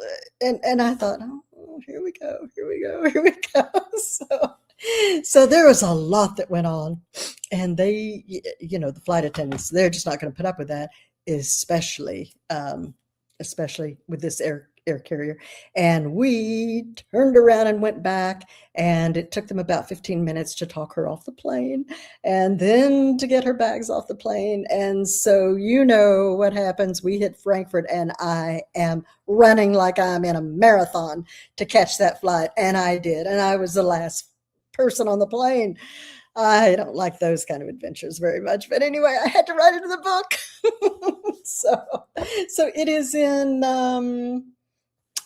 I think it's in the honeymoon book, Seabreeze Honeymoon. I believe I put it in that one. Anyway, sometimes I do write these scenes. So, be careful what you do, because the writer might be there and might be writing about you. But anyway, it was, it was a great trip. Mallorca. And what was fascinating, you never know what you're going to encounter. And that's when I decided to take one of these old restored vintage trains through the island and go explore some of the island. And, I went past these cantilevered olive tree orchards and other orchards that had been there for, how many hundreds of years, I don't know. And then we pull into this little train station, and it used to be an old house, and it's now the train station. And I look to one side and I go, "Well, that looks like a famous artist." And I went into the train station, and it was. They had lived there. And so this is also that's in the honeymoon book as well. So that's when I saw some Picasso and anyway, it was just, you stumble across things. They had this little museum in this little train station, and you go, "Wow, I didn't know. I just stumbled across it." So things like that will go into books. And when I take off on a trip, I often say to myself, I'm not sure what I'm going to encounter here, but I'm looking for things that I can add to my stories, something that will intrigue and delight and, just have fun with. So for those of you who do travel, or for those of you who can't, I am bringing the world to you in every way that I can. So, and some sunshine. We all need some sunshine. So this is Terry's right here, and I'm going to put in a signed bookmark, several. And so here we go. So Terry, here's the start of Crown Island. I really hope you enjoy it. There's the signature. And it's not finished, but I'm going to see if it's 2 R's or 1. So I want to make sure. and because I like to get the name right, that's important. And then, of course, your signed bookmark as well is going in there. So I'll be sending in several, and I've got the trio here set aside for you with Sunshine Avenue and Orange Blossom Way.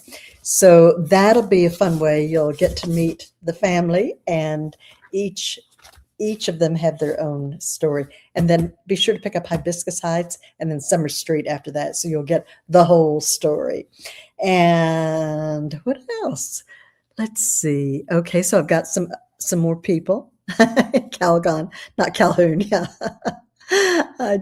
Joanna. Did I say Calhoun too? Calgon, yeah. I said Calgon or Calhoun. Anyway, see, those baths are so relaxing that you just forget. Linda, oh, I love these conversations too. Thank you, thank you. And yeah, here we are. Okay. So, oh my goodness, we have been online for 2 hours now. So almost 2 hours. So I know that you all have things to do, probably dinner. Maybe you've already had dinner. Maybe you need that Calgon bath.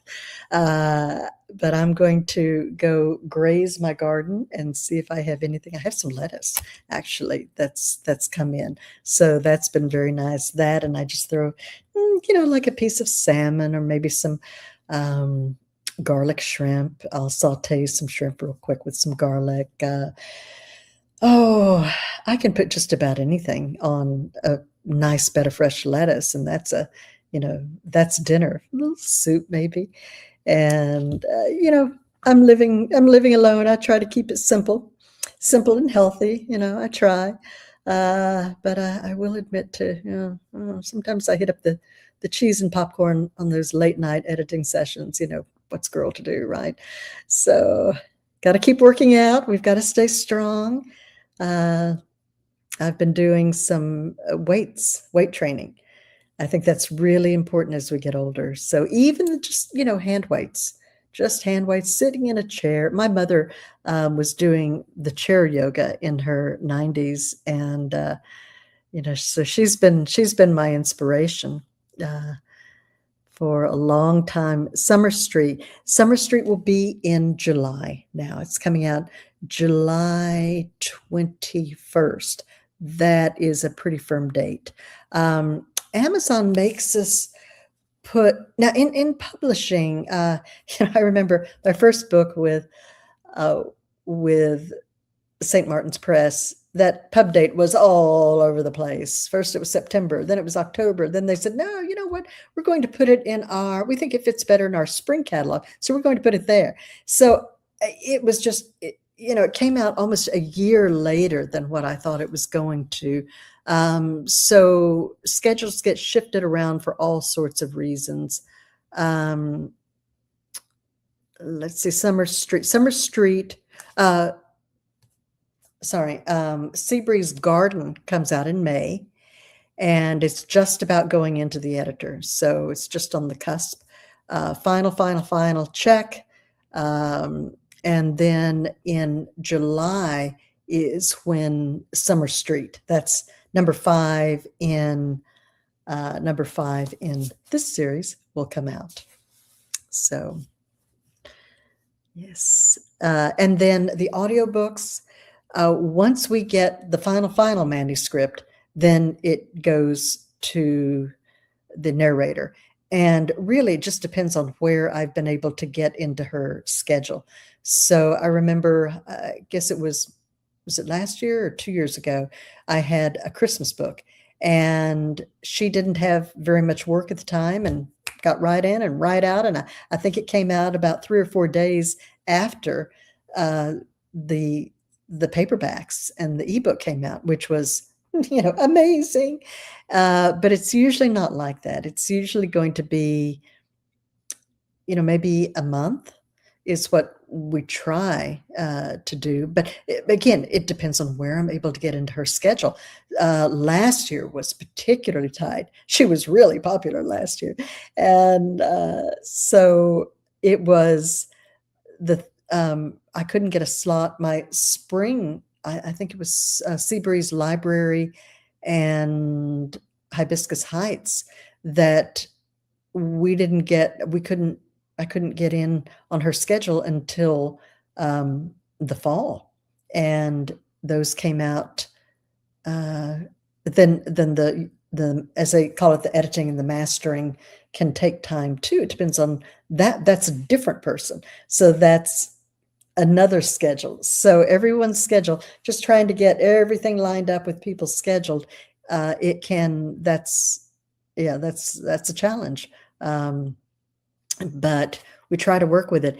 Amazon gives us a very hard date for and we schedule out far in advance, um, because I like to have those books lined up, ready to go when, you know, in progress when that book comes out. So that you don't lose a thread or say, oh, well, what's next? So it's right there in the back of the book, so you know what's coming next. And I don't like to reveal it until the prior book comes out. So, for example, in Beachview Lane, in the back of the book, I will say something about what's coming next. So in that case, it was Sunshine Avenue. So, oh, I'm excited too, Kim. Thank you so much. Well, I see that we've got some others that have come in, and let me see what I've got here. Make sure that you have also, Kelsey. Hi, Kelsey. And Thomas. Is that Thomas or Tom or maybe another name? So let me make sure about that. But thank you. That's a full set. And I appreciate that very much. That one's, oh, okay. That's not for the signed books. That's will be coming directly from the book distributor. Kathleen, I see your order there. Yeah, Hepburn's Necklace. And the other one, Sue. Okay, Sue got all the audiobooks. You've got the mega bundle and number 11 and 12. So, and Eva, shout out to Eva in Canada for the Sea Breeze Garden audiobook. So she's pre-ordered that. I do have the ebooks and the audiobooks pre-ordered. It's just the print book that we have a technical issue with, but I hope to get that resolved. You know, we're always working to make things better. Always. So, and oh my goodness, there's just so much going on in the world with, you know, new technology and new systems. And I mean, it's just head spinning sometimes, all the new things that are coming out and that we have to keep up with. And of course, every vendor, every retailer that we deal with has got new things and new systems as well. Bookshop is one that I wanted to give a shout out to as well. If you want to support your local independent bookstores, bookshop.org is they have you can go there, you can choose the bookshop that you want to support, and then you can order books, ebooks. I'm not sure about audio yet, but I think maybe audio now. I know ebooks and paperback books, and they have grown. I saw a number, they grew by 55% last year. So people are really, if they're, you know, tired of shopping at the big guy, you know, the one I'm talking about, Mr. B, you know, with his company A. if you want to support them, great. I mean, their service is fantastic. They've always got my books in stock and they arrive the next day or in a couple of days. It's great. But if you want to support your local bookstores, bookshop.org is also a very good thing. And every purchase that you buy, even if you don't buy it directly from them, will benefit them. And then whatever is left over in the grand pool gets divided up among all the independent bookstores. So they started that during the pandemic, when so many of them were just on the verge of losing their business. And it's just grown. And I always love to give them a shout out too, because you know, independent bookstores sometimes I go to small towns and they don't have any bookstores at all. And so the ones we have, we need to keep them in business. Absolutely. It's a wonderful place to be able to go and browse. And, you know, just, Sarah, hi. Yeah, I love the folks at Bookshop. I think it's such a great service, and it's, we've got to support entrepreneurs and people, business owners, fellow business owners in our country, because we directly impact each other's lives when we shop local or go direct to the, like authors who, so many authors I know who have taken their rights back, as the contracts are usually only good for a period of time. And so, some of mine were 7 years and I was able to get the rights back. And rather than let the books just go unpublished, out of print, uh, I was able to get the rights and then connect with a printer who now does the printing for me and then ships directly to you. So I love to buy direct from authors because you're also going to get some extra things. It could be a good deal. It could be some, signed books or, swag that we can put in. I'm working with my distributor on being able to do some things like that. But yeah, and I've got a big surprise, I hope, that comes to pass this summer. I've got my daughter-in-law working on it. Shout out to Jenna, and I'm really excited about this. So this is going to be another surprise, and I'll tell you about it when it gets closer. So I'm really excited about it. Something special. So yeah. So well, I hate to let you go, but I'm going to need to go make my dinner, graze my graze my garden, and it's just been such a pleasure. I thank every one of you for being here and just joining me, in the group all the time. So many times I'll be, writing away, and my assistant G will say, "Oh, you got a really nice note," and she'll send the message over to me, and it just really lifts my spirits. And I go, "Oh, okay, someone's waiting for this book. I'm going to make this extra sweet, give it an extra hug." And then, as you know, I love to pop in and say hello and share things. And yeah, I'm so thankful for each and every one of you. I really am. And Alicia, yeah, I'll keep sharing all the adventures as long as I can, and that's going to be a long time because I expect it to be. I hope. So yeah, I will keep writing for you as long as I've got stories to tell. So this is my retirement job. So I think I'd go mad if I didn't have anything to do. So you are all the beneficiaries of that. Thank you so much for being here. And again, there's some links in here if you want to do any pre-orders, place any for what's up next, Seabreeze Garden, and then Summer Street in July. And there will be another one as we get closer. I'll reveal that. I'll reveal that. That's coming. And someone else. Oh, who just dinged? Who just dinged me?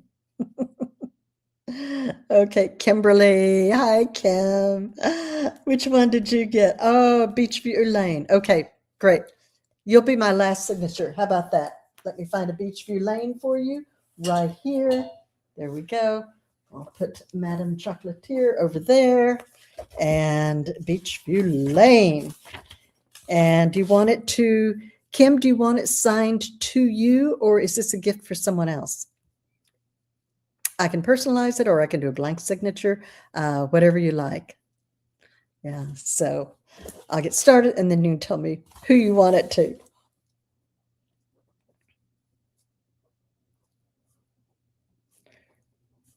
Welcome to Crown Island. And these places, in my mind, they really do exist, You should see the spreadsheets I have to keep all the names and the characters and their attributes and how they know each other, and places. I also track all the places so that if you're in the parlor or the kitchen of the Seabreeze Inn, it's going to look a certain way. You know, the twin vintage turquoise refrigerators. I knew someone who had one. She didn't have two, but she had one. But I had an old one. After I married, I was living in one of the houses in Beverly Hills, and this had been in my husband's family since the 20s. It's one of the old houses, and it had a butler's pantry. So I write about the butler's. Seabreeze Inn has a butler's pantry, and in this butler's pantry, there what they had the main refrigerator in the kitchen, but this one was in the butler's pantry, and it was, as my husband said, "Oh, that's the newer one." Well, this one dated from the late 50s. That's the newer one, and so I guess the ice one, the older one, they probably delivered the blocks of ice and put them in. My mother had one of those in Newfoundland, and she brought it back with her too. And it wasn't very big. It just wasn't very big, but there's a shelf, and then they put the ice underneath, and then, it was just enough room for maybe some milk and butter and cheese. I mean, there really wasn't much room in it at all. But as she said, if you just wanted to keep something cold, you just open the window and put it on the ledge. And, that would freeze it. That was their freezer. So, but anyway, this old refrigerator and in the butler's pantry, and I would open this thing. It was ancient, but it kept everything so cold. And it was the kind that you had to defrost. Remember those? So, I had to defrost it on a regular basis. But this was the best refrigerator. I mean, it had been running for decades.